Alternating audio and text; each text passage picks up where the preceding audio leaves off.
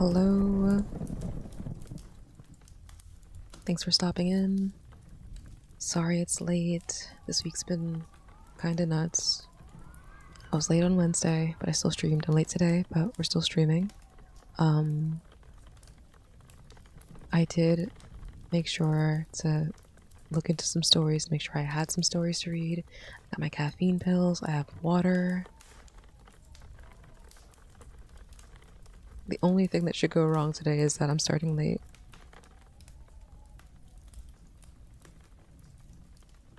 Should be fun. The stories I have set up are well, one I know how long it is, the other one I don't. I think the second one is longer than the first by a little bit. But they're both pretty good. One's a little bit more cosmic, a little more woo-woo, spacey. The second one's more down to earth, but it's not science fiction. Well, meh. Lightly, maybe. It's more regular fiction. The first one's definitely science fiction, but that's alright. I haven't done like a good horror story in a while. I feel like, at least from this website, which has a wealth of content, mind you, it's a wonderful library of stories. There isn't a lot of horror content that I've really wanted to share from this website, but I think I'm gonna put a real concerted effort into finding some stuff, like some good horror stuff, to do a horror stream sometime soon. Maybe the next time I do it. I got 2 weeks. But yeah. And next week, for the weekend content, I'm going to be doing Touch Starved Chapter 1 demo. So if you are interested in that, if you know what it is, excellent. If you don't know what it is and you want to look it up, you totally can. It's not anything scary, I promise. I'm curious to see what they did with it. I played the demo a long time ago. I really liked it. And I want to support the ongoing content production. But for now, let's scoot on over here. Hi. The first story is Dayblind Stars by Christopher Rowe, illustrated here by Warim Lee, and edited by Jonathan Strahan. So very exciting stuff. Very recently published. Obviously, I was looking into stuff over the last week to read for the stream, so this is one of those. Very new. An Earth explorer in search of something new and strange in the up and out ends up traveling through space with a small god over millennia. Sounds fun. If you are comfortable commenting, if you feel like the background noise is too loud, please let me know. But I think it should be alright. I hope it's alright.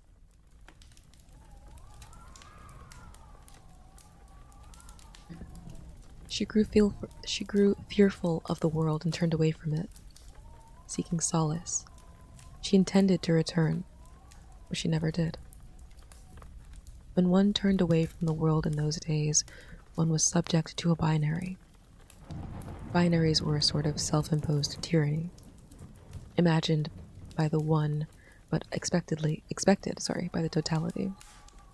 So, turning away from the world, for Sierra St. Sandalwood IV, involved a choice, of necessity, illusory, between going up and out or going down and in. The first choice was blue. The second choice was green. The first choice was green. The second choice was blue. See? Illusion. Sierra went up and out. Going up, she theorized, she would be able to look down at the receding world, watching for signs of pursuit. Had she gone down, the world would have closed over behind her as she hacked through roots, as she gnawed through bedrock, as she braved the magma mantle washing the iron and nickel core. How can that be said to be turning away from the world at all? That would be going under, thought Sierra. So many people chose down. Her husband had. Her godmother had. The twins, of course painfully young, swore they were determined to embrace the world through all the numberless days gifted them by the life force. Devon called the life force Gaia, and Denisa called it motion. Denisa waved her arms, dreamy and languorous, or languorous, whenever she spoke of motion. Sierra was graceless in the up and out. She had never been outside the gravity well. Her ghost suit prompted her to make the adjustments necessary to steer a clear course, but only because she had activated those options. Options for prompts, for adjustments, some of the very things from which Sierra was turning away. Perhaps up and out was not so different from down and in. Perhaps neither was any different from the world itself. She approached a tumble of gray rocks trailing the world. Each of them was inconceivably cold on one side, gamma-drenched hellfire on the other. A guard dog was sitting on one of the rocks, breathing smoke, and looking at her with idle curiosity. It's a guard god. The ghost suit suggested she stop and visit. "Hello. How are things?" asked the guard god. "How are you breathing smoke?" asked Sierra. "How can you talk? How can I hear you? Why is a god trailing the world?" "First," it replied, "I'm smoking a cigarette, which technically is breathing smoke, but not exactly what you are imagining. I can talk because I learned how at my father's knee. I can hear you because I am listening. I am trailing the world because I'm on watch." "What does a god watch for?" asked Sierra. Her ghost suit maneuvered its way onto the surface of the rock. She was briefly nauseous before her sea plate stabilized the view. "Illusion. I'm more of a puppet deity than a god, and I'm watching for people who go up and out." "Like me," said Sierra. "Much like you, yes. Mostly like you." "You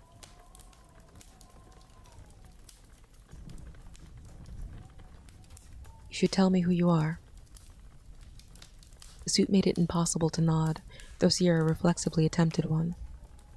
"My name is Sierra St. Sandalwood IV, she said. The guard god did nod, though its thick neck, wider than its block of a head, made the movement negligible. "Thank you. That is welcome information. However, I did not ask your name.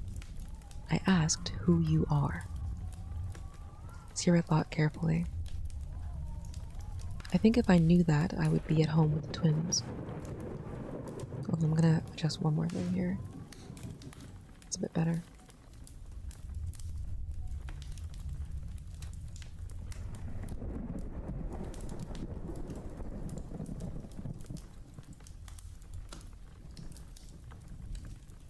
The guard god nodded again, this time with more alacrity. Pebbles and dust floated into the nothing. "I think you have a question." It sounded delighted. "Let's take an equatorial walk." Lurched up, and Sierra realized she had not made a careful enough study of her interlocutor. Its waist and legs were seamlessly bonded to the outcropping of silicates she thought simply served as a throne until it cracked free. It stretched, dreamy and languorous. "My ghost suit keeps me from careening away," said Sierra, "but how are you treating this little rock as sperma?" The guard god looked at her and furrowed its face, a sort of miniature avalanche concealing what Sierra thought might be emeralds deep in the crags of what she thought might be orbital sockets. When it opened them again, its eyes were sapphires. It started to force its way through the tumult of stalagma that extended to the horizon in every direction. The horizon wasn't very far. Sierra blinked her right eye just so, and she floated after the guard god. When she was moving alongside it, she asked again, "How are you walking on this little rock? Shouldn't you fly off into the nothing?" "You haven't asked the question I think you need to ask yet, but you do ask a lot of others," it said. "I like that. Yes, I should fly off because of, you know." And here it made a circular motion with one of the 3 spindly fingers sprouting from its upper right hand, spinning. Also, there are fundamental forces of the universe to be taken into consideration, at least 1 or 2 of them. But it's okay. I kind of bend down a little bit so I won't spin off. As for violating fundamental forces, I have a permit. Sierra tried to nod again. When she couldn't, again, she breathed a query to her ghost suit, piano, asking if there was a way she could move her head freely. The suit flashed a series of glyphs on the inside of her C-plate, seizure fast. Sierra interpreted them as saying, "Sure." "Those things are hilarious," said the guard god. It had stopped and seemed to be considering their route. "Have you ever talked to a ghost suit when it's not being worn?" Sierra shook her head, greatly satisfied with her freedom of movement. "I didn't think they had any independent agency." Said the guard god. "People get up here, they look around. A good number of them take off their ghost suits and launch themselves skyclad into the nothing, giving up their little essences in favor of, well, in favor of what each one of them individually seeks. Sometimes the suits stick around for a little bit after that." It continued, "I think the equator of this rock will prove a little rough." "Hello, Willowwind. Welcome, welcome. Welcome to the stream. Welcome to the stream, Willowwind's community. Thank you for the raid. Hold on 1 second. Let me give you a little shout out here. I have to do it on my... I have to actually go into Twitch to do it, because I can't do it from where I watch. But how is everyone? How's your night? How's your Mother's Day, if you observe? And thank you, Peppermint Swirl, for following. And Snack Moon, hi. Appreciate you guys. Hold on a moment.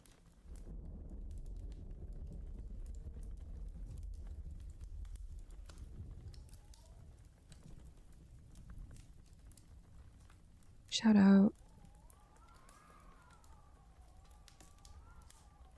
Hi. What were you working on? Or what game were you playing? Or were you doing reading content as well?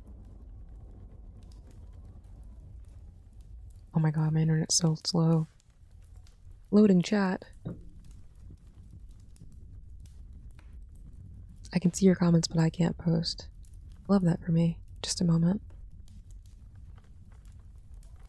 First ASMR stream. Oh, okay, nice. Were you doing reading? Were you doing like textures? Or I usually just do reading. It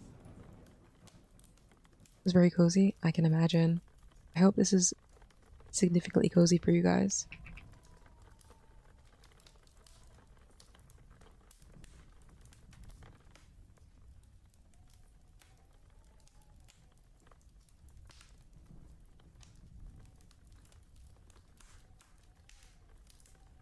Yes. Okay, nice.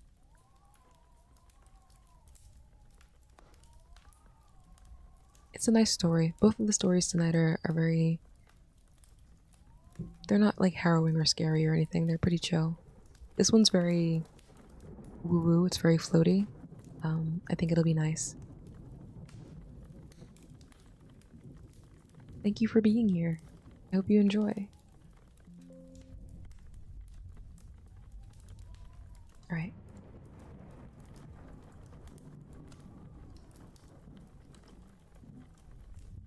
How do you feel about a circumpolar walk? Do asteroids have poles? Hadn't thought of that. Probably not this one. Doesn't it have to do with the invariable plane? Sierra had never heard the phrase, but was beginning to catch the ebb and flow of the conversation, something she had always been good at. Sounds right. she said. The guard god turned right and plodded north, or perhaps south. People who come here tend to be either immigrants or mystics, it said. Never both. Never both? Sierra blinked her eyes just so. She moved along beside the guard god, their heads at the same height, but Sierra's torso and limbs now extended up and out, upside down, relatively. This amused her. If she knew the just so sequence of blinks that would prompt the suit to remind her of the last time she'd been amused, she would have blinked it. Immigrants, they usually have a lot on their minds, said the guard god. Not much time for revelations and all that oministic business. Are you saying immigrant or... Sierra stopped. The one with the I or the one with the E? I could never keep that straight, said the guard god. Comings or goings, borders and frontiers. I don't think it makes much difference up here. Sierra queried the suit on whether she could shrug. She was given an answer in the positive, entered a command, and shrugged. I can also never keep lie and lay straight, said the guard god. Yes, it went on, circling an outcropping that it somewhat resembled. This way is much easier. Plowed through the next rock formation, and Sierra drifted a little higher to avoid the detritus. This isn't anything like I thought it would be, she said. But I've only just now started. Thank you. The guard god snorted. Time. Who cares? Then, what did you think coming up and out would be like? Sierra trailed off. They always have ideas, said the guard god. If you'll forgive me for lumping you in with all the other blue travelers. It had been Sierra's observation that minutes are longer than people give them credit for. When people pause for a minute, it's most often not a minute at all, but a moment. She paused for a minute and said, I thought I wouldn't miss anyone anymore. The guard god stopped its ramble. It reached out and put two of its great hands on her shoulders and slowly, gently even, rotated her. It pulled her down a bit until they were face to face. Her gazing through her sea plate, it gazing through its fluctuant eyes. This is The Dayblind Stars by Christopher Rowe on Reactor Mag, free science fiction content website. Oh, and also, hey, almost here, planting my body for the numbers. I appreciate it. Thank you very much. Good to see you. That's new, it said. It removed its top hands and clapped all of them. Particulate matter drifted out like a scattering of dusk blocking birds. This time, Sierra could hear the nod as well as see it. The guard god asked, Do you want to get out of here?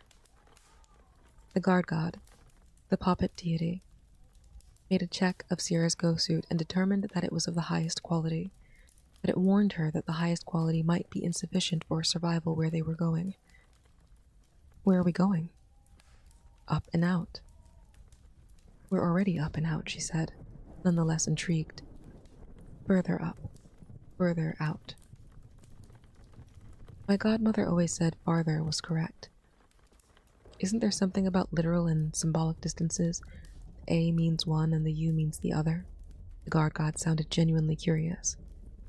Are we going literally or symbolically? I look forward to finding out. And for the first time the guard god laughed, and it wasn't crumbling thunder and tumbling gravel at all, but lovely and melodic, like a flute solo. Sierra joined in the laughter, though her laugh was a throaty alto, and she often honked despite herself, as she did this time. Your go-suit, said the guard god, is hesitant. It wants reassuring. I propose you ride on my back so as to be within my sphere of influence.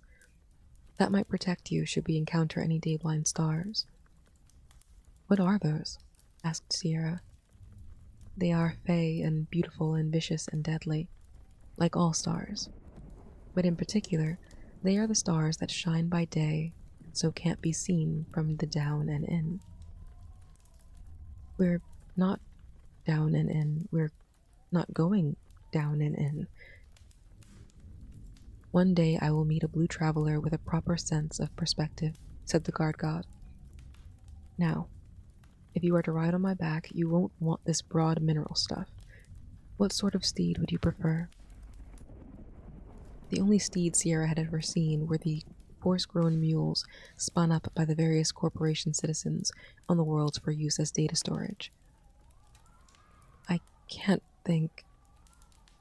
Think wider. It can be anything at all you've seen, yes, but also anything that you've heard of, that you've read about, that you've heard sung to you, or even that you've imagined. Sierra thought, when the twins turned 111 years old, their father and I marked it as a very momentous occasion, though it's not a particularly remarkable age for a child to reach, and the widows who wait do not attach any numerological significance to 111. But it was that day they were given their choice of a memorial day to celebrate all the rest of their lives. I here admit, Sierra St. Sandalwood IV, that I have spoken to you more than any other human being I have ever encountered, said the guard god. Therefore, I will tell you I do not know what a memorial day is. My kind have had encounters with the widows who wait, though. They are all liars. Sierra elected to ignore that. They could have chosen the anniversary of their physical birth, or the day they bloomed within me. But the twins are puckish. They are readers of old books, and it's a rare hour passes without them sharing a knowing smile. They chose the 8th day of September. That one I know, said the guard god. The Nativity of Mary, Mother of the Christ. No, I mean, yes, it's that too, but we are not Christians. The 8th day of September is also the feast of Saint Corbinian. That's why they chose it. I like to understand things, said the guard god. If you are not Christians, and the birthday to the Holy Mother is no occasion for memory, why choose a Christian saint? Sierra smiled, remembering. Because of the bear, she said. The guard god moved its great shoulders back. Some arms retracted and others shortened. Stone became flesh, and flesh grew hirsute. Rounded ears sprouted and eyes became amber. The guard god dropped to all fours, and its great claws curled into the rock. Wait, it said. I am listening to the story. Sierra heard nothing, but she waited. He was on his way to Rome. Yes, the guard god's voice was now a different timbre of deep. Sierra wondered if its laugh had changed as well. A great bear slew the saint's mule, and Corbinian commanded the creature, in the name of God, to submit to saddle and rein, and serve as his mount. The beast acquiesced, and carried the saint to the Holy See. When they arrived at the gates, Corbinian freed the bear, and it returned to the wild, sinless as only animals can be. Sinless? Yes, I suppose, said Sierra. There are none of its kind left to prove or disprove that notion. The guard god reared up on its hind legs, twice as tall as Sierra. She was afraid for the first time since she had launched herself up and out. The guard god, the bear, looked down the long way Sierra had traveled. There are a few bears left, it said. Sierra was surprised. In captivity? She asked. In hiding, it answered. Plenty of mules, though. Probably not as tasty as the one in old Bavaria. The guard god dropped down again and hunched its shoulders. A leather saddle grew out of its back, and reins extended from its terrifying teeth. Spooky. What were you listening to? Who told you the story? Mnemosyne. She grants me instantaneous access to every bit of recorded information in the Omniverse. This startled Sierra. You've indicated there are things that you do not know, even things that you don't understand. I rarely access Mnemosyne. She vexes me. Now, Sierra, climb up. She put her foot in a stirrup but hesitated. Will you give me your name as I gave you mine? You have to tell me who you are. So I will not tell you, or you have yet, to tell me who you are. So I will not tell you who I am. But my name is now Corbinian. Corbinian wasn't the bear, Sierra said, swinging into the saddle. Oh, I doubt you can prove that, it replied. Farther up and further out proved to be a circuitous route that twisted between the world and its moon. This involved traveling towards the world before they traveled away from it, but Corbinian did not respond to Sierra's queries beyond grunting. Concentrating. She let it be. Having never ridden anything at all, not even a bicycle, Sierra found the sensation vertiginous. Even without the other rocky world they passed, even without the belt of tumbling asteroids, even without the great ringed bodies the bear rushed past, the ghost suit held up perfectly so far as she could tell. She saw many stars off in the distance, but did not know if any of them were day-blind. Finally, Corbinian came to a halt. A relative halt, it said. All things are in motion, from down at the bottom of matter, where minds best not linger, to the very top of it all, to every bit of it. Sierra thought of her daughter waving her arms and speaking of motion. She was comforted by the memory. She was glad her daughter had long known something she herself had not known at all. Do you know what Gaia is? She asked. I'm told that the answer to that question is of no importance, said Corbinian, and it is not your question. Keep asking them, though. Well, here's another. Why have we stopped here? Ah, this is the farthest any ghost suit has ever gone. So I'm farther from the world than anyone else has ever been?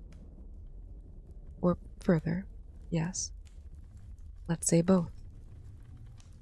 The suit seems fine, said Sierra. Good, because I feel odd, said Corbinian. Are you ill? I don't know. I never have been, but there's some sort of limiting factor that is holding me in this orbit. I feel like a bear twice my height has stood up in front of me. That would be a pretty big bear, said Sierra. Corbinian's laugh was still a flute. You're afraid, said Sierra. That's the limiting factor, I think. Corbinian said, Wait. I'm listening to the story. Just a moment later, the bear said, I was attempting to access recorded information that would tell me if it is better to be ill or to be afraid. Now that you've said it, said Sierra, I'm curious myself. What did Mnemosyne tell you? She didn't tell me anything. She didn't tell me anything at all. Sierra discovered that unlike with her husband or her godmother, unlike with even Devon and Denisa, were she to be honest with herself, she never grew frustrated in the company of Corbinian. She never found the guard god tiresome or boring. She never felt put upon. They sat companionably, in silence, for a number of years. One day, Corbinian said, Isn't there anything you want to ask? There was that question I thought you had. I just remembered that. I have questions, of course, said Sierra, but I still don't know what you mean by the question. Wait, no. I know what you mean by it, but I do not know the question itself. Ask me some others, then. I'm awfully resourceful. Are you getting bored? Asked Sierra, worried about the answer. No, said Corbinian.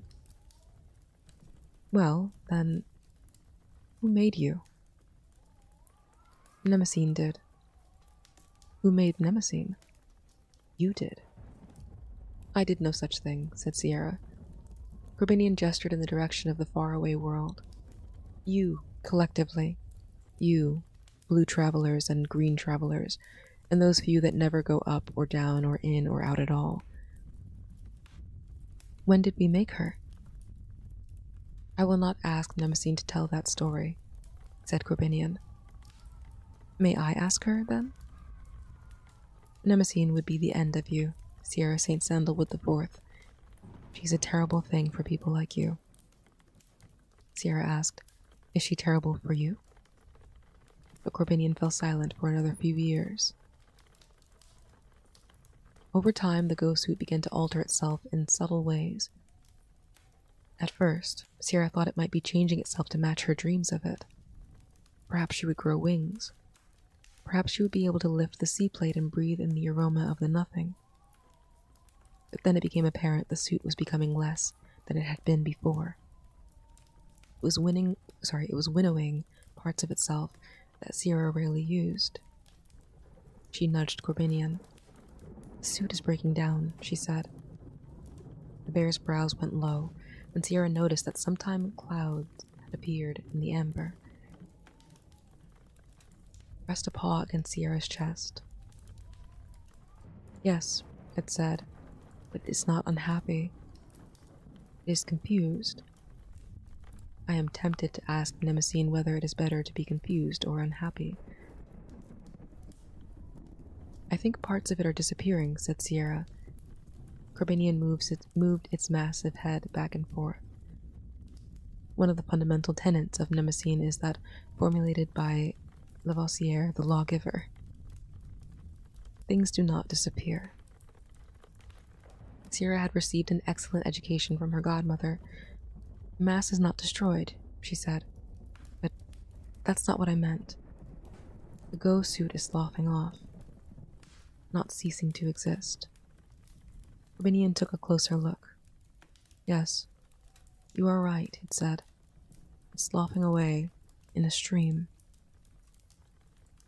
To where? To the day-blind stars. Oh, said Sierra. I know now. All it took was patience and study. What do you know? I know the question. Corbinian did not speak. It adopted a mien of anticipation. Good and faithful friend, said Sierra, will you take me to the day-blind stars? Centuries later, the day-blind stars proved fey and beautiful and vicious and deadly. They were unappreciative of the newcome pair. Along the way, they had overtaken the stuff of the ghost suit that it had previously surrendered. The suit fully reincorporated. Corbinian reported that it was pleased to have done so. Once again, they relatively stopped. They were in a great nursery, and every particle a star can emit buffeted them. These ejecta waxed and waned. The ghost suit trembled, but Sierra felt its bravery. Corbinian's eyes grew cloudier. The answer to the question had proven to be yes, obviously. But now Sierra turned to the problem of why it was the question. She thought. In the beginning was the question, and the question was flawed. Then the question begot a question, and that question begot a question, and that question begot a question, and that question begot a question. Does Mnemosyne know why I asked you to bring me here? She asked Corbinian. I have not been able to hear Mnemosyne stories for decades now. We are dependent on what is in me, and what is in me is paltry. All that is in me is at the very surface of knowledge. I plumb no depths. The question I asked you was of unknowable provenance, Sierra said gently, and you answered with an action you didn't understand. You didn't understand why, but you took the action anyway. Corbinian sighed and said, I wonder if some other guard god took my place on the trailing rocks. The changed course of the conversation troubled Sierra. She went on as if Corbinian had not spoken. It must be an interesting sensation you've been feeling down these past years. Wondering. I didn't know there was a word for it, said Corbinian. Sierra gave it a sharp glance. That seems unlikely, she said. Sierra St. Sandalwood IV, goddaughter, wife, mother, the lone blue traveler possessed of a proper sense of perspective, friend. I am sloughing away. One of the greatest failures of design and imagination that ever occurred in the world was the routing of the ducts around the eyes of ghost suit wearers into a reservoir at the base of the throat for filtration and reabsorption. So, tears did not stream down Sierra's cheeks. Can we move on? She asked. Can we overtake what's gone from you so you might be whole again? I say again, I am unable to hear Mnemosyne stories, and I have not been whole for a long while. A long time, sorry. It is unlikely I ever will be again. A pair of day-blind stars let loose flares. The flares crossed the nothing and double helixed. Sierra saw that Corbinian was not so large a bear as it had been, and it grows smaller. But that didn't make sense. Growth implied addition, not subtraction. She elected to distract herself and Corbinian both. What is the opposite of growth? She asked. Corbinian cocked his head to one side. Death? But some things subside without dying, Sierra insisted. Matter is not destroyed, said Corbinian. The opposite of growth must mean that whatever is not growing is sloughing away. Are those flares sloughing away the day-blind stars? I wonder. I do not know, said Corbinian. Ask them. But the stars could not answer. They were simply stars, possessing only the intelligence of fusion, which was notoriously unreliable. Why did you say I should ask them? You must have known they couldn't answer. She was still trying to distract the bear who had fallen into melancholy. I did not know they couldn't, it said. I suspected they wouldn't. That's not the same thing at all, said Sierra. We have crossed half a galaxy, said Corbinian. Everything we say or do is close enough. That sounded true. I do not believe my ghost suit will sustain me if you leave, said Sierra. It is a good suit. It will try. That's all I can ask, said Sierra. I ask the same of you. You have always asked me things. It has been the joy of my existence. Tears did not stream down Sierra's cheeks. Corbinian was a long time dying. Things changed as it diminished. It began asking Sierra questions, but though it tried, it was less and less able to answer hers. Do you believe your children kept to their plan of going neither up nor down? It asked. Sierra reflected upon what she remembered of the twins. The great distance between her and them, the great amount of time, made her suspect her own reflections. I believe, she said, they kept to it for as long as they could. So you know they could have, but not that they would have. Devon's smile was sly in her memory. He lifted the right side of his lips only, not mocking, but acknowledging. Yeah, the fire background's nice. Sometimes I do like a rain in a log cabin kind of thing, but I figured I'd try something new. This isn't as long of a loop though, so actually I'm not going to spoil it, but it's not as long as a loop as the other ones. Sometimes I have like a 5-hour long loop, which is nice. But this, I think it's working out all right. Denise's smile was bright, all teeth and gums and joy. They were both somewhat myopic, but refused the simple treatment that would have perfected their vision. Puckish. For some people, clinging to imperfection was such a faux pas as to be considered an atrocity. I have just realized that the word, is wood. They are still on the world. They never fitted themselves for ghost suits or deep smocks. That is welcome information, said Corbinian. We should entertain the idea that one no longer needs a ghost suit to come up and out. An interesting notion. I can imagine those two finding some way to accomplish that. They had the benefit of my godmother's tutelage, and she was an extraordinary educator. Sierra realized she could not envision her godmother's face. Her husband's name was Diego. She was sure it was Diego.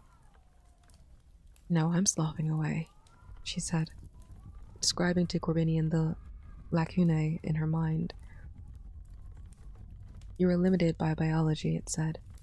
Synaptic misfiring is a product of age, but age brings wisdom, too. I'd rather be intelligent than wise. That is a wish I cannot grant. And what I would not, rather, if I could, said Corbinian. Then it coughed, and coughed, and coughed. Sierra stroked Corbinian's shoulder. She did not know what else to do, besides asking a question. I'm sorry, Sierra, Corbinian answered. There is nothing you can do for me. I am limited by pathology. But you are thousands of years old, she cried. You were never ill before I insisted we came to these damnable stars. I do not mean I am diseased, said Corbinian. I mean I am a symptom. One that is at long last being treated. You seem to be plumbing depths now. Wait, said Corbinian. I am listening to a story. The story was not told by Mnemosyne. Who is it then?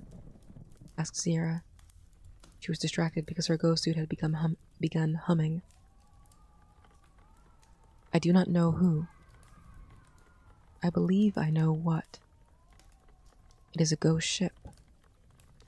Sierra had never heard of a ghost ship, and said so. We have been away from the world for a great length of time, said Corbinian. It is in the nature of things to change. Do you believe this is some sort of craft from the world? I know it is. It is asking about you. Then Corbinian coughed a long jag.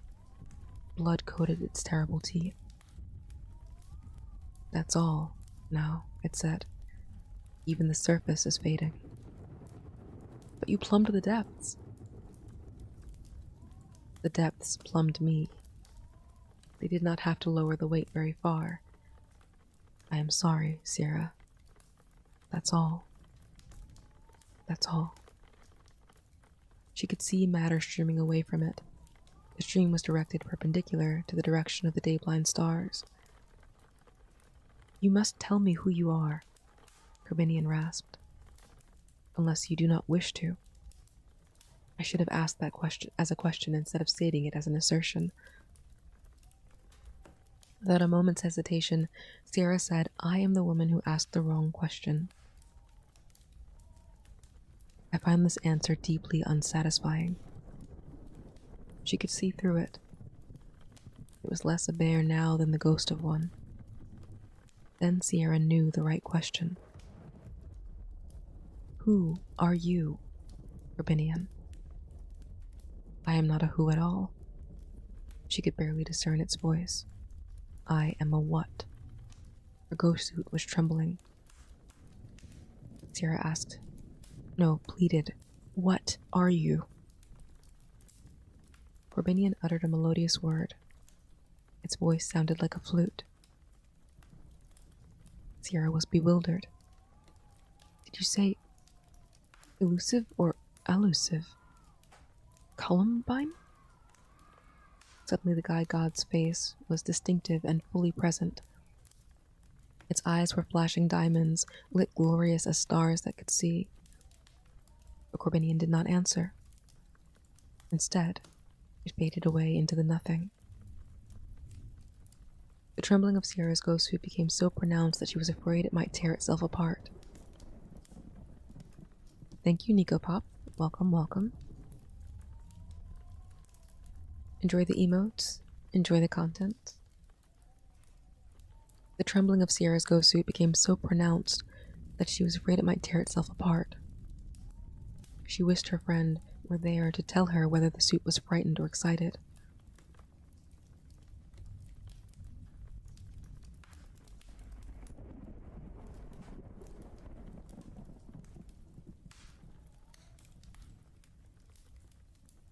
Wished Corbinian was there to muse upon which of those states was better. Then the trembling stopped. Her sea plate went black and every joint in the ghost suit froze. She could neither see nor move. Sierra's sense of the passage of time had long since atrophied. She did not know how many minutes or years passed before her sea plate unfolded with a hiss.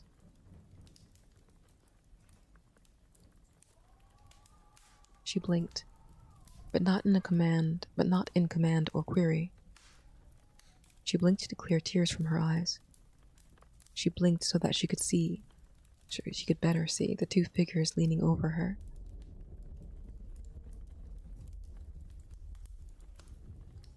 The man's smile was sly, but not mocking.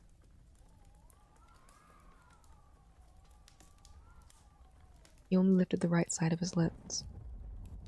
Oh, the woman's smile was bright, all teeth and gums and joy. Sierra found that her children had spouses and children of their own, and that those children had children. And those children begat children, and on down like that, living with dozens of other families who made the ghost ship their home. The ghost ship's name was Diego, but it preferred to be called Ship. It had been the only one of its kind when the twins had left the world. Some on board wished to study Sierra's ghost suit. It was older than any other surviving example of human technology. At first, Sierra took this to mean that the world had ended, but she was assured by the ship that was not the case. Matter is not destroyed, but it changes. It is always moving. And Sierra moved. Sometimes she would don her ghost suit and spend a year or two scouting ahead of ship. Sometimes she would simply walk on the skin of the vessel and study the inconstant stars. She kept moving. She found that she could not stay still, not even relatively. Sierra thought often of Corbinian. She did not believe it had sacrificed itself for her. Not that it had sacrificed itself for anyone at all. Not a who. No. Perhaps a what. The what was fearlessness. The what was love of the universe. The what was solace. The what was up and out, and up and out and up and out and up and out. So low-key, happy Mother's Day, right? We got a little bit of Mother's Day in there. A lot of cosmic sci-fi. I enjoyed it. Very fun, very good. Thank you, Christopher Rowe. Christopher Rowe is the author of the critically acclaimed novellas, The Navigating Fox and These Prisoning Hills. as well as a story collection regarded as one of the best of recent years, Telling the Map. He has been a finalist for the Hugo, Nebula, World Fantasy, Newcomb, and Theodore Sturgeon Awards, as well as others. He lives in Kentucky. Yeah. Most of the authors in here have some pretty sick stuff going on. One of the, if you've heard of the Murderbot Diaries, which I have heard of but I have not read, one of the stories from a previous stream was by that author. And I think that story was actually in the Murderbot Diaries, the story that I read. But a lot of the story we're reading next is by Cory Doctorow. So a lot of like known authors with a catalog of work put stuff in here. If you're curious about this website, if you like science fiction and want to kind of read any of these stories or anything like that, will this take me to the main page? Will you be able to see it? Let's see. Yes. reactormag.com. This is where I get my stories. It's all like, fair use content stuff. Yes. The Dayblind Stars. I usually post them. I'll post them on Tumblr. I usually post them on Twitter. I post them in the Discord the day after reading streams in case anyone is curious. If you weren't here and you're curious about what I read, or if you were here and you wanted to read it for yourself, or follow the author, or whatever the case may be. So yeah. Alerts on? You don't have to do all that. I mean, it's findable. But up to you. But I appreciate the offer, if it helps you. Yeah. A lot of good stories in here. Like, I think this website's been around since, like, 2013. The stories don't go back that far. I think the original fiction section might be something like 6 to 8 years old, but they got a lot of stuff. It's a pretty big backlog. And kind of a godsend for me for this kind of content, to be honest. I was struggling. I was reading a lot of just older fiction. Actually, like at the end of the hiatus period when I started reading again or streaming more again, I just read the entirety of Frankenstein for these streams, like a series of 3 streams. And that was good. But sometimes older short fiction, especially science fiction, can be a little wonky in terms of like the political correctness of the way people talk about their characters and stuff. That is not an issue with most of these stories, so grateful for it. Yeah. I mean, great to read, but for you reading it to other people, it's like, obviously, it's like likes or follows or not, follows or not, it doesn't mean I condone the content necessarily, but I still have to read it if I'm choosing to read it. Jules Verne. Yeah. Yes. Yep. Even Frankenstein had some stuff where I'm like, alright. Oh, okay. Which at the time would have, I guess, would have been considered descriptive, but it was just like, okay. Yes, it's wonderful. It's wonderful to learn. Knowledge is power. For sure, yes. And that's, I mean, it's definitely not I think people shouldn't read these kind of things. It's just, I either talk around it or have to be a little bit picky. But I do want to add some, the thing about it is if I'm going to do that, I also want to read through the entirety of the thing.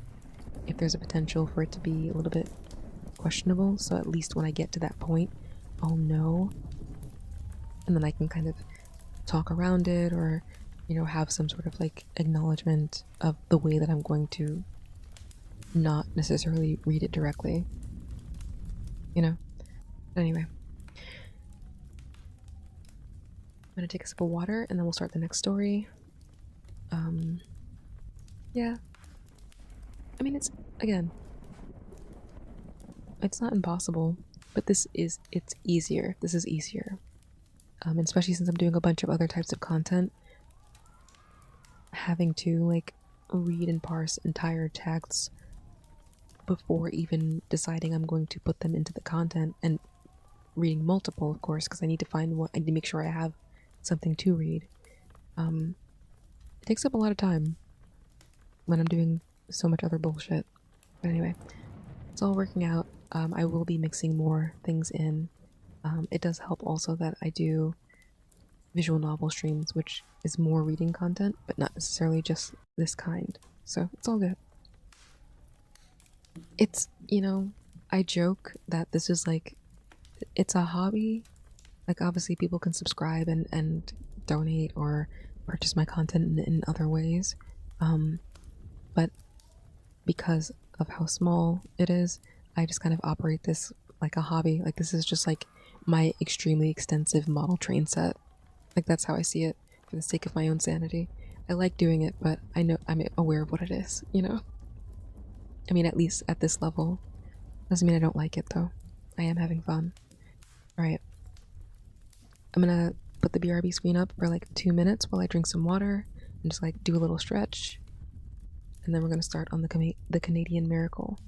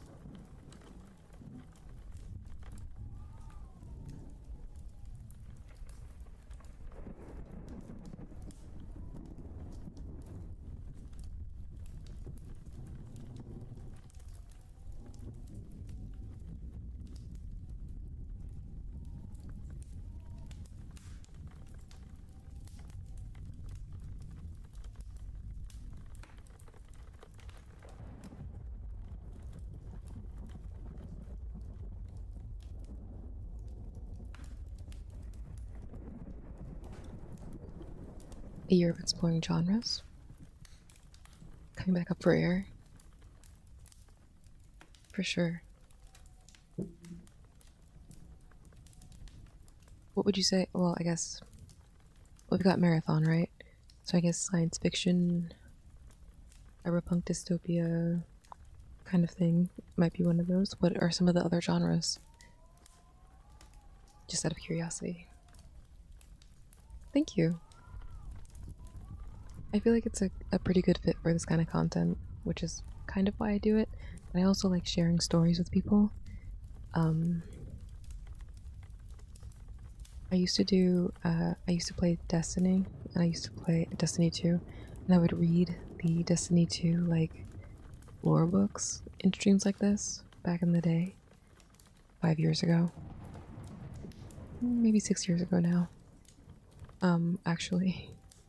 But I just like doing this kind of stuff. I think it's fun. But I'm glad people enjoy it.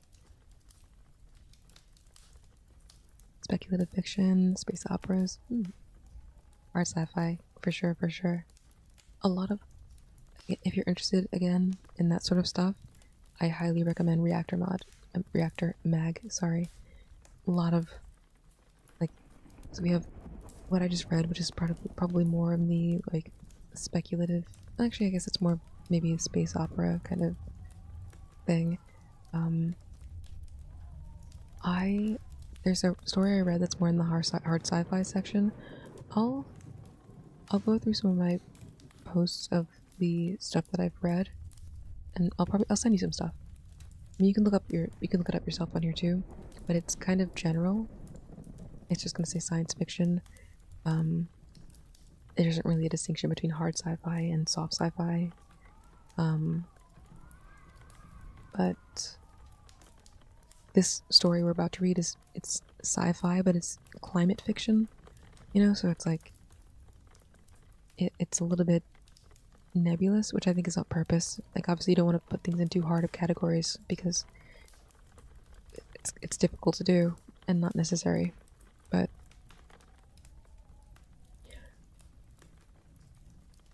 I don't know if it might not be, it's probably not still up on Twitch because I don't have enough space to save more VODs, but it should still be up on YouTube.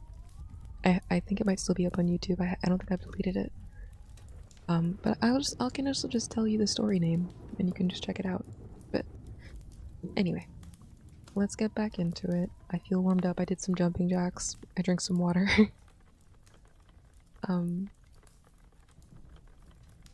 Hell yeah, hell yeah.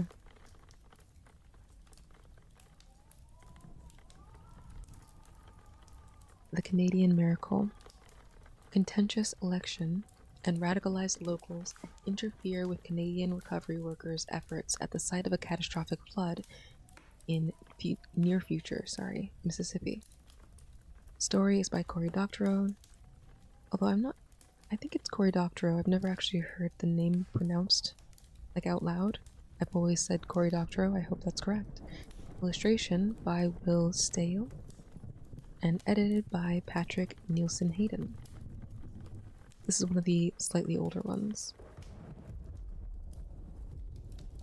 Look for the helpers. You will always find people who are helping. Fred Rogers, 1986. It's a treat to beat your feet on the Mississippi mud. Bing Crosby, 1927. Well, yes.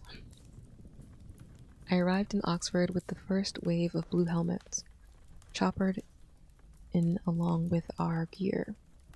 Touching down on a roof hospital? Okay, let me get myself together. Touching down on a hospital roof so that our doctors and nurses could get straight to work. And because it was one of the few buildings left with a helipad and backup generators and its own water filtration. Humping my bag down the stairs to the waterlogged ground levels was a nightmare, even by Calgary standards. People lay on the stairs, sick and injured, and navigating them without stepping on them was like an endless nightmare of near falls and weak moans from people too weak to curse me. I met a nurse halfway down and she shook my bag from me and set it down on the landing and gave me a warm hug. "Welcome," she said, and looked deep into my eyes.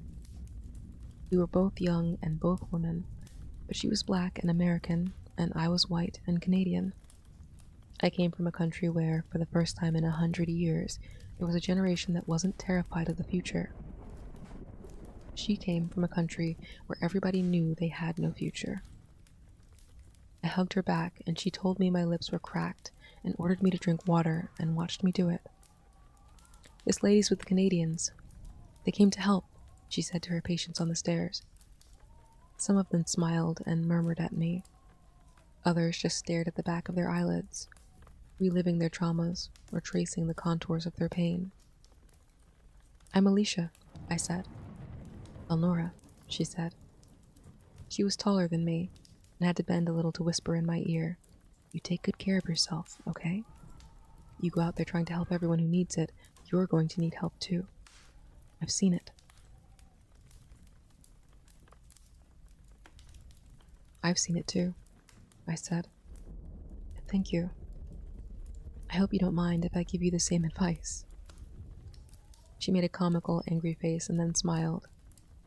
She looked exhausted. "That's all right. I probably need to hear it."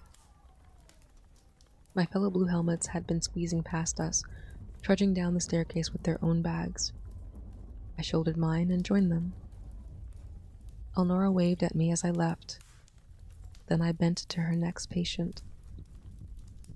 I stepped out into the wet, heavy air of the Mississippi afternoon, the languid breeze scented with the sewage, rot, and smoke. My clothes were immediately saturated with water, sucked out of the ambient humidity, and I could feel myself pitting out. Squinting, fumbling for my sunglasses, it took me a moment to spot the group of angry men standing by the hospital entrance. Red hats, open-carry AR-15s. It was the local MAGA club. On closer inspection, a few of them were women, and while they skewed older, there was a smattering of young adults. And heartbreakingly, a good number of small kids holding signs demanding foreign agitators out of Mississippi. Becca, a Cree woman from Saskatchewan who'd been my seat buddy on the helicopter ride, leaned in, straight out of central casting. At first, I thought she was right. Weather-beaten, white, unhealthy in that way poor Americans are, lacking access to basic preventative care. They looked so angry, plus the guns. But there was something else there, and I couldn't put my finger on it until I spotted a sign being held aloft by a heavy-set middle-aged guy with wraparound shades and a sweat-sheened face. Our lives matter, too. I knew he meant it in a gross way, but I couldn't argue with it.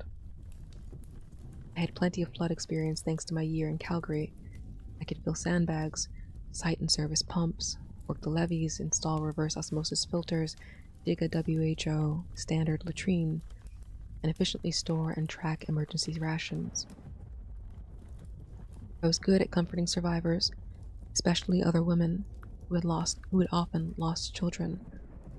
I'd never had children, and I kept telling people I never would, but it turned out that there was something about the experience of a lost child that I could relate to. I had also pulled bodies out of water, almost all dead, but 2 living ones. One of those 2 was still alive. The last time I had video conferenced with her, she'd clutched her soft toy and cried for her parents the whole time. No one ever found her parents, not even their bodies. That happened to a lot of people. Even with the DNA stuff from the last quarantine lockdown, I was better at consoling parents with dead kids than kids with dead parents. Mississippi was the same, but different. Calgarians were traumatized but determined. They knew there was a better future ahead of them, and only sorrowed that it hadn't arrived fast enough. The new Calgary, on higher ground, out of the floodplain, fed by wind power, dense and vertical to preserve natural habitats that sprawl had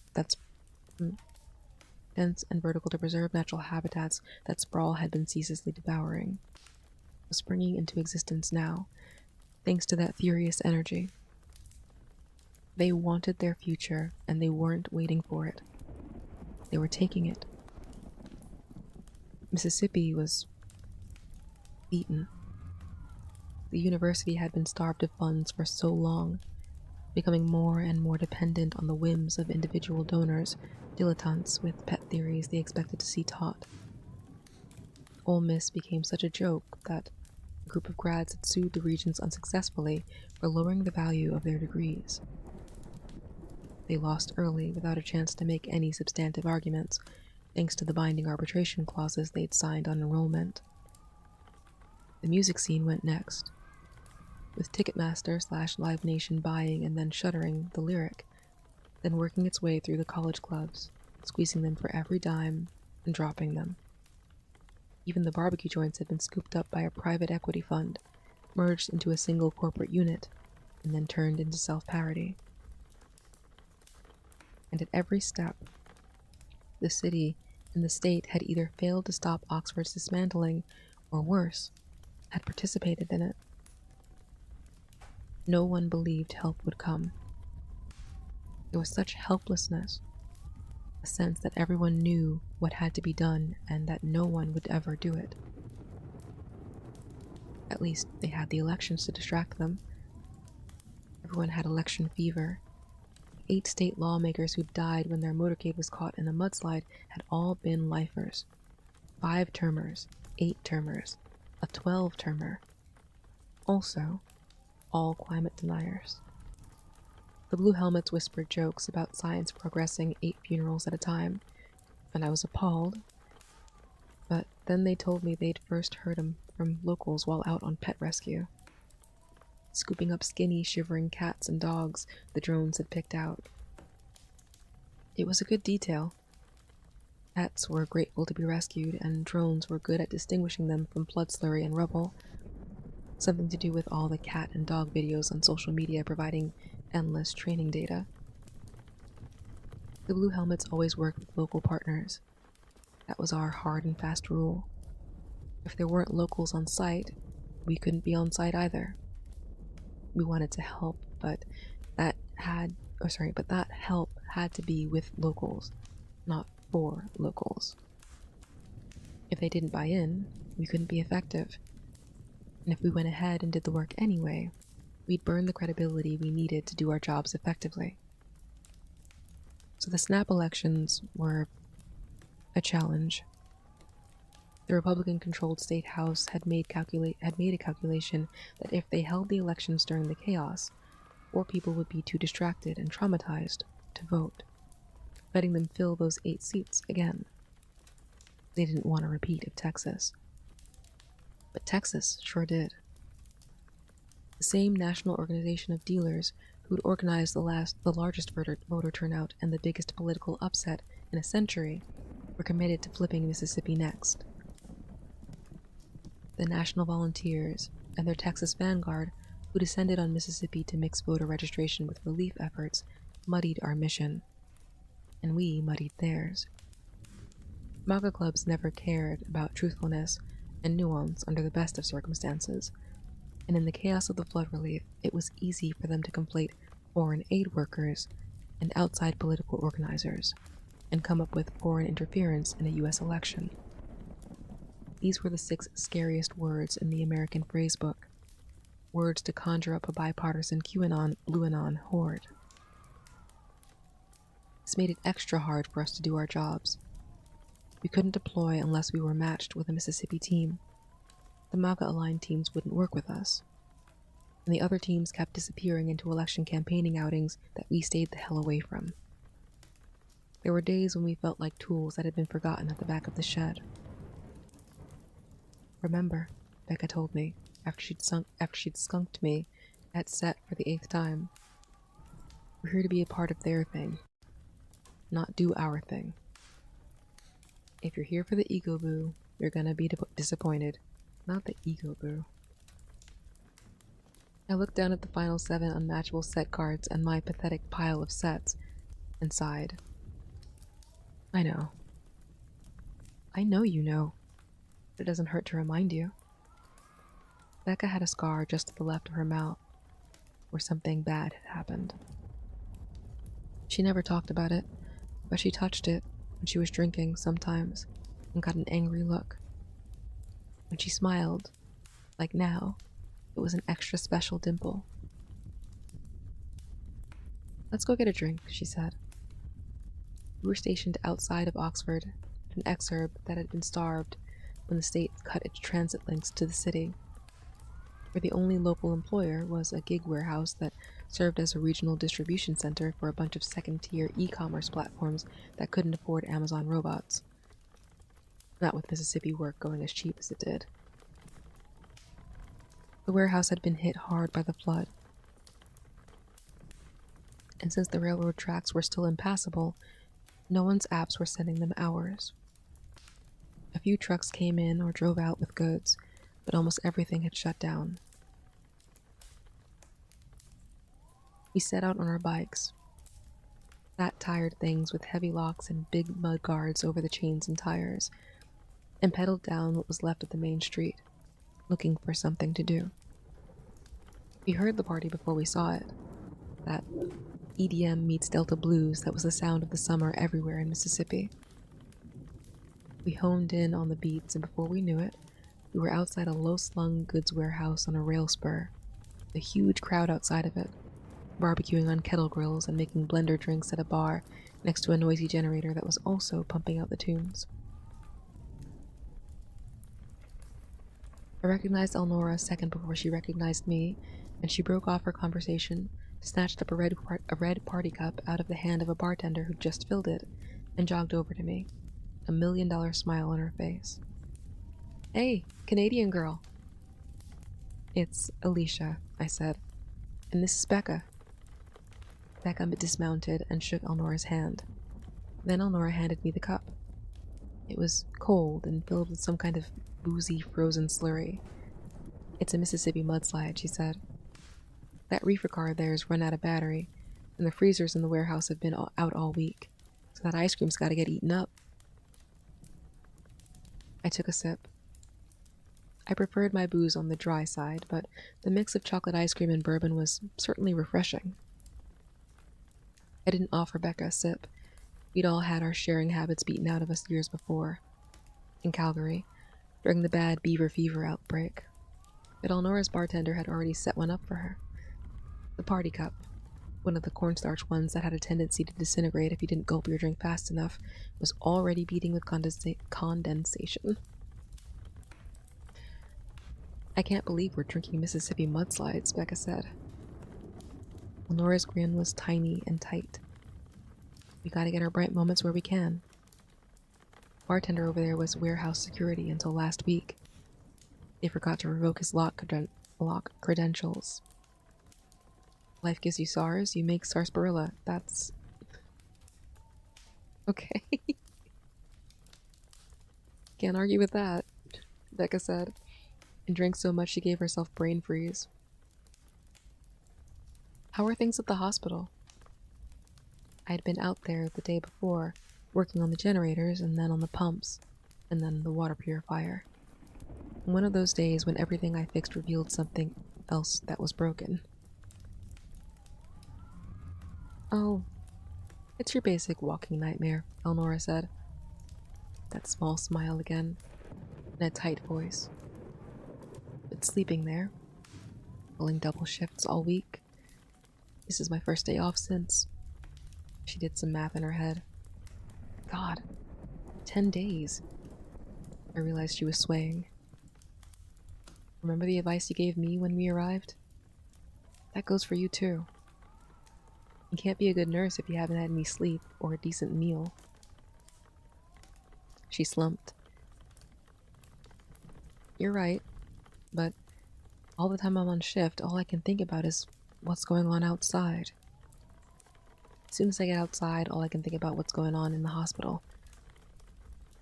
It doesn't help that every minute I'm inside, my screen is blowing up with messages about the election, and as soon as I get to one of these things, it's non-stop messages about the patients." She made a cross-eyed, funny face, but I could see she was really in pain. "I know that feeling. We get it too. Plus, we get all the craziness of not being able to get out and help because everyone's out doing election stuff." She waved her hand dismissively. "That shit's so stupid. Who cares if Canadians are pulling your car out of the mud without an American chaperone? It's not like you're programming the voting machines." "I agree, but it's above my pay grade." "Mine too." She looked over at the bar where there was another Mississippi mudslide waiting for her in the hand of a handsome, smooth bartender with a shaved head and a neat little mustache and $1 million smile. She took it from him and gulped some. "Damn. Okay, you convinced me. 1, maybe 2 more drinks, and I'll go home. Keep me company here until I go?" I looked at Becca, who'd been bemusedly following our conversation. She looked around dramatically at the dancing people, the amazing music, the frosty drinks. "I don't know, Alicia," she said. "We got a lot of Netflix to catch up on back in the tent," but smiling when she said it. So we danced. We drank. We drank more than 2. The sun was down and the ice cream was gone before we stopped. Elnora leaned against the side of the reefer truck, looking tired and exhilarated at the same time. "Okay. Now will you go home and get some sleep?" I said. She smiled. "I will. But not straight home. We're canvassing now." I should have put it together before that, but I just hadn't been paying attention. It wasn't unusual to see people with dealer pins or hats. After all, you couldn't move in Mississippi for hitting an election sign, but as I looked around slowly, I realized they were all wearing the pins, and the signs were everywhere. I found Becca. "This is an election campaign party," I hissed. "Uh-huh," she said. "Just figured that out, did you?" I felt a horrible sinking feeling, all that ice cream and bourbon congealing in my guts. "Becca! Shit!" "It's okay," she said. "We're just hanging out. We're not painting signs or going door to door or—" "Becca!" Now the ice cream was burning its way back up my gorge. This was our one die-hard rule. No politics. Ever. Ever. "I gotta go," I heard Becca making excuses to Eleonora as I unlocked my bike and mounted up. She caught up with me on the washboard road a few minutes later, pedaling hard, her headlights sending my shadow shooting out ahead of me as she came up behind me. "Alicia, you need to calm down, girl." "Becca, this is serious. I mean, maybe we got away with it, but this could blow the whole op. Jesus, Becca, how could you let me—" She cut me off, and I slammed the brakes. "First of all, I didn't let you do anything, because you're a grown-ass woman. Second of all, I assumed you'd figured it out, same as me. Third of all, yeah, I support the GNDs, of course I do. They're the only people here that even pretend to care about Indigenous justice, about people of color. That's not just a theoretical problem for me, it's personal. Do you understand? You're Canadian, I get that, but I come from Rhode Allowance Metis, and my ancestors never signed a treaty. Our lands don't stop at the border. This is my country just as much or as little as Canada is, so don't you presume to tell me what I can do here, lady." Fury and shame warred in me. I felt the tears prick at my eyes, and sweat course down my back. I wiped my eyes with my shirt tail, and the tiniest of breezes cooled my stomach and back off to an infinitesimal degree. Oh, my stomach and back off to an infinitesimal degree. "Becca, I'm sorry. You're right. What you do is your business. But I didn't realize until right at the end there what they were doing, what we were doing." He softened. "I believe you. If I'd understood that, I would have said something.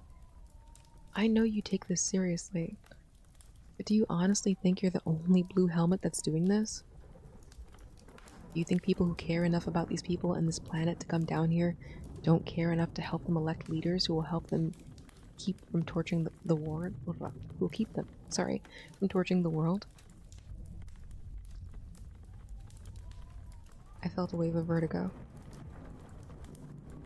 "Becca, come on. That's not true. I mean, maybe some of our people are partying with the politicals or... Girl, you are blind. Half of us are ringing doorbells with them, putting up signs, registering voters. You think this is a game with rules? It's a fight for their lives and our lives too." I was suddenly furious. "Of course it's not a game, Becca. It's deadly serious." My voice was trembling. I was trembling. "That's why I take it seriously. If we're going to be able to do this work in the future, we can't get turned into a political talking point. We have to be neutral. See, you say you don't think it's a game, but that's not being serious, Alicia. If they elect another legislator full of sociopath deniers, we won't be able to do this work in the future because there won't be any future." I wanted to slap her. I had never slapped anyone, but oh my god, did I want to slap her. I got on my bike and pedaled home instead. I woke up sticky and hot, as usual. Hungover too, which was less usual. Ice cream hangovers are the worst. With that pasty, full mouth pucker from too much sugar.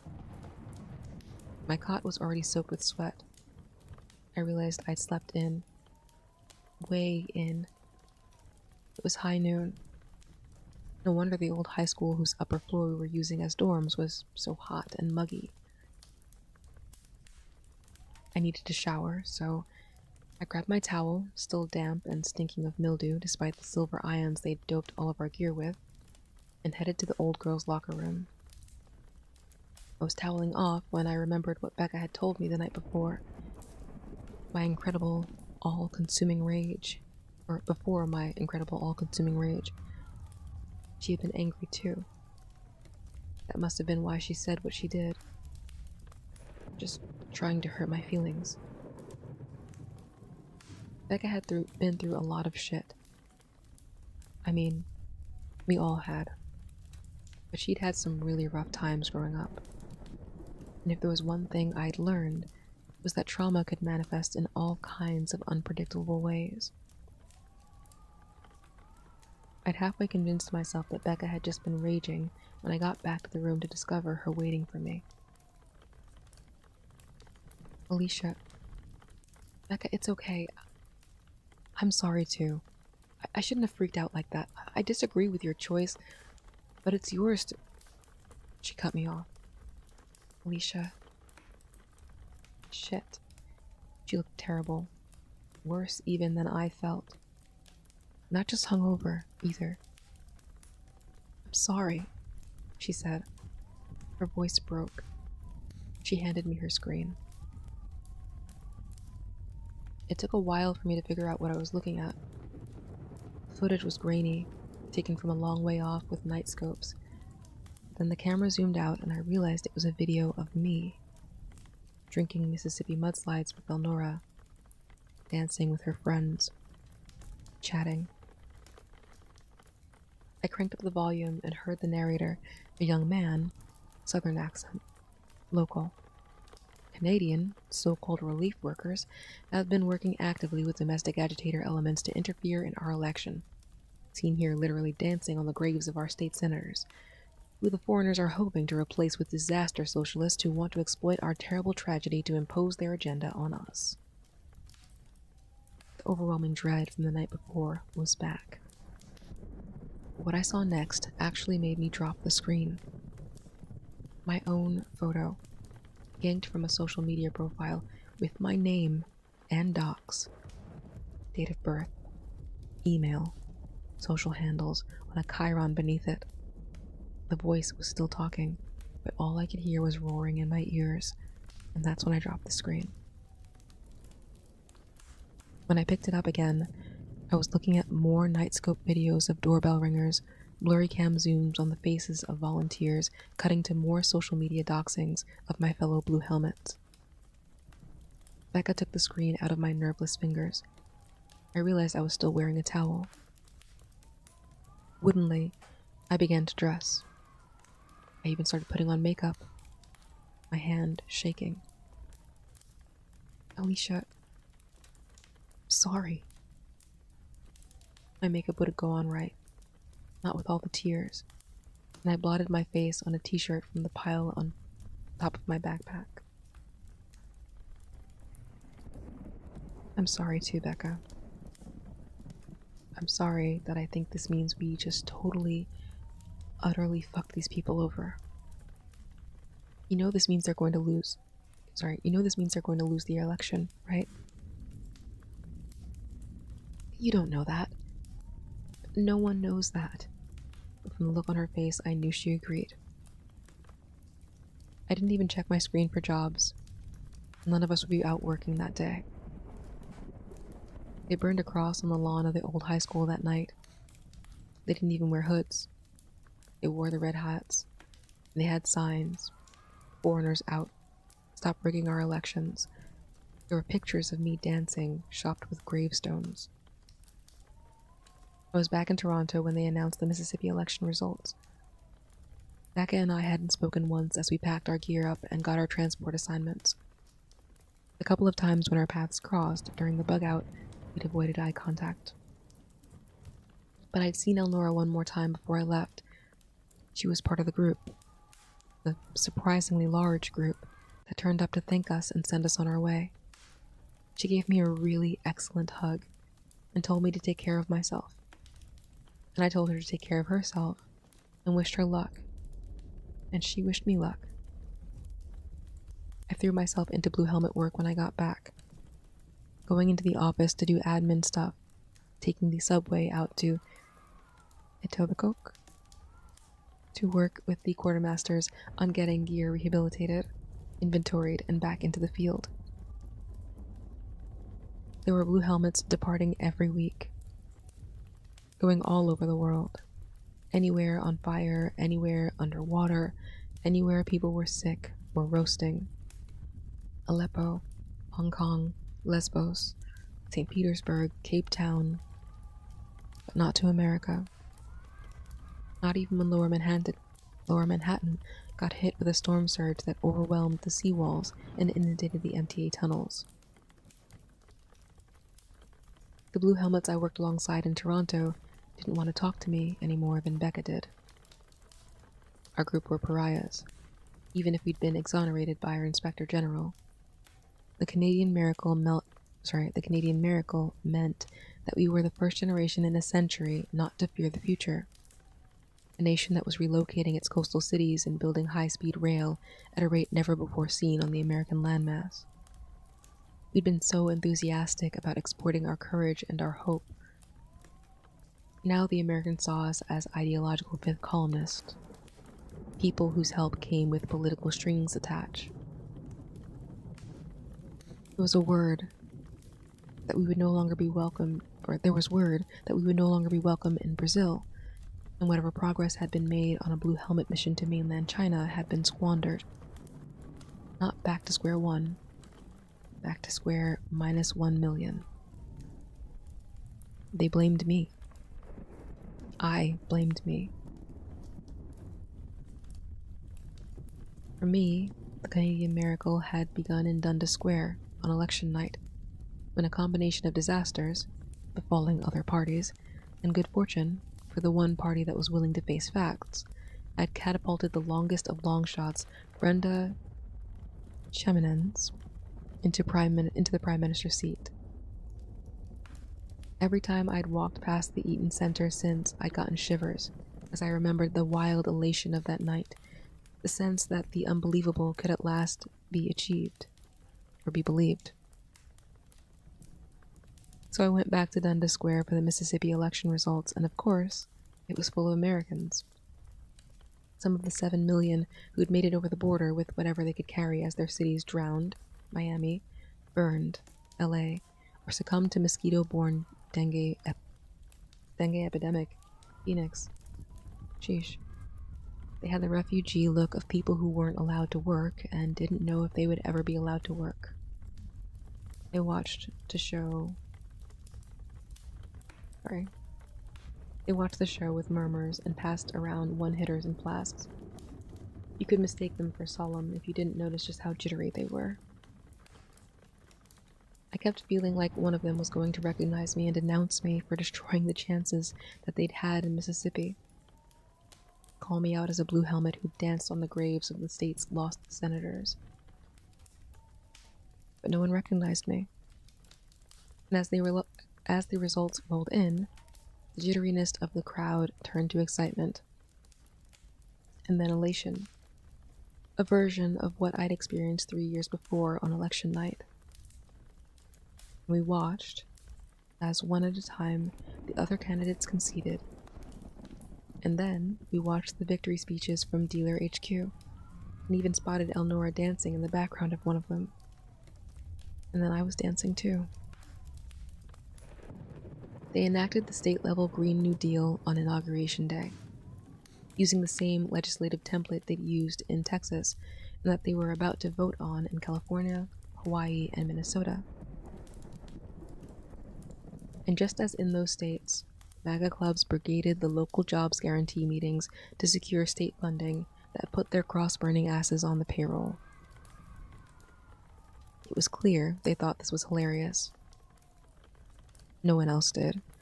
But if cushy government jobs for climate deniers was the price of saving the planet, it was a small price to pay.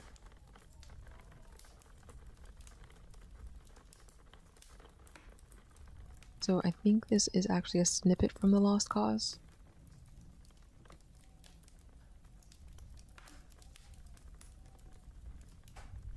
Maybe? Unclear. Because you can buy it separately. But then maybe this is just the most recent book that had been published at the time. And this is separate. I don't know. I don't know. Cory Doctorow, craphound.com, is a science fiction author, activist, and journalist. He's the author of many books, but most recently The Lost Cause, a solarpunk science fiction novel of hope amidst the climate emergency. His most recent nonfiction book is The Internet Con, How to Seize the Means of Computation, a big tech disassembly manual. Other recent books include Red Team Blues, a science fiction crime thriller, Choke Point Capitalism, nonfiction about monopoly and creative labor markets, the Little Brother series for young adults, In Real Life, a graphic novel, and the picture book Posey the Monster Slayer. In 2020, he was inducted into the Canadian Science Fiction and Fantasy Hall of Fame.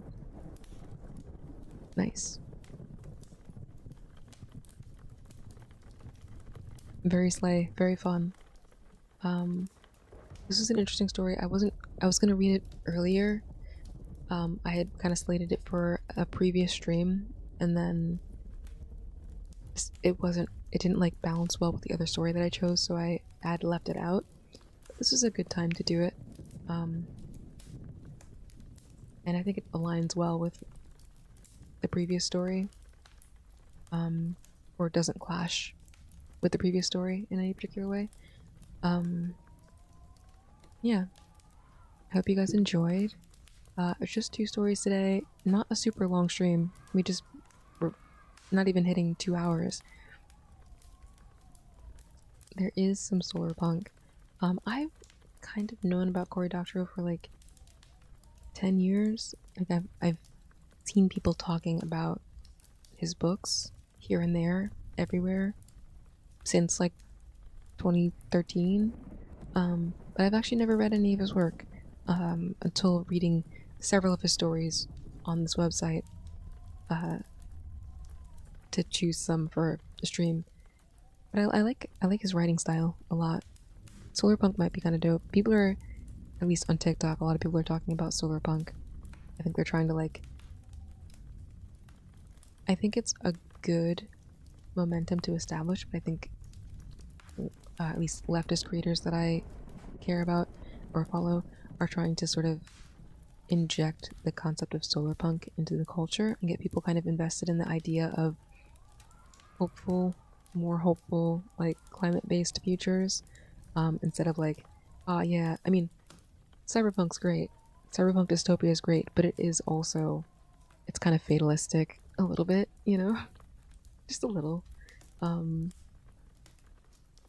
At best, most of the time. So I respect it, even though I like dirty, grungy, fatalistic cyberpunk. I do enjoy it as a concept. Imagination's a powerful thing, yes. And I think if you can get people thinking about it in general, people who aren't necessarily even politically aligned on the left will pick it up just as a trend, and it'll just collectively, you know, like a rising tide lifts all boats kind of deal. Maybe, and that might be why they're doing it. But solarpunk is dope. I do like solarpunk, to be fair. And I'm not mad about the attempt. But yeah, these usually go a little bit longer. Typically I have longer stories, but it is almost midnight. So I'm gonna call it for this stream. I will be publishing the VOD. I do usually do these every 2 weeks, but like I said, next week is going to be visual novel stream. If you've heard of Touch Starved, I'm going to be checking out the first chapter since they posted the first chapter, published the first chapter. I'll be checking out part of that. Maybe I might do. There's like 5 love interests in the game. I don't know how it's set up, but maybe we'll pursue 2 at a time, depending on how long the routes are. There's also still the remaining routes in Obscura. I'm trying to think of what else I have visual novel wise. In Obscura, Burn the Midnight Oil, which I think I'm comfortable with where we ended on Burn the Midnight Oil. Touch Starved. And I think I have a few other smaller indie ones, like more indie. All of these visual novels are indie publications, indie creations, but some of them are smaller than others. And we have some little short ones that maybe I'll do as a warm-up for Touch Starved. But I'm gonna I'll look at some content about it and see how long they are. Because if it's gonna be like Burn the Midnight Oil was 4 hours just doing the demo. It was 4 hours for just the demo. So if it's gonna be like that, maybe I won't do an indie first. But if it's a little bit shorter, if it's a little more concise, then we'll see. Oh, I decided to do them? Yeah. I mean, I think I'm gonna make the schedule tonight because I'm not gonna be streaming tomorrow. I'm gonna give myself tomorrow off. So I can work on a couple other things. Maybe do these audio things that I've been gaslighting myself that I'm gonna do. I also make, if you're interested in this, I make audio content, like script-based audio content on YouTube, so feel free to check out my YouTube. It is the same username, NeedBT there. There's some cutesy stuff, some fun stuff. There's some like meet cute kind of stuff, and then there's some like I had like a little villain era. It's still ongoing. I'm actually currently writing 2 scripts. One is in that sort of like meet cute cutesy alignment, and another one is like a villain audio, along the lines of the ones that you'll see if you check on my page, if that's your thing. No pressure. It's just another part of my train set. But thank you for hanging out. I really, really, really appreciate the raid. You guys like my content and want to check out anything else, I will be following Willowwind back. Looking forward to seeing more content from them. And yeah, eat well, rest well, stay hydrated. Happy Mother's Day to you if you are a mother or your mothers, whether they are here or in the afterlife, or the concept of a mother if you have a bad relationship with your mom, which is also possible. I hope you have a great night, and I'll see you next time. They might, I mean, so if I can recommend something that's like cutesy, I think the bartender one is a good it's like a good starting point for like the cutesy audios. And I do want to make more of those. I feel like I don't have enough. I don't have quite a lot of them, but there are a few. And they are marked. I do like earmark my stuff properly so people know what they're listening to before they get into it. Yeah, I will try. Yeah, of course, for safety's sake, you know, out of respect for my audience. Ha ha ha ha. All right, appreciate you, Floyd. Have a great night. See you out there. See you in cyberspace.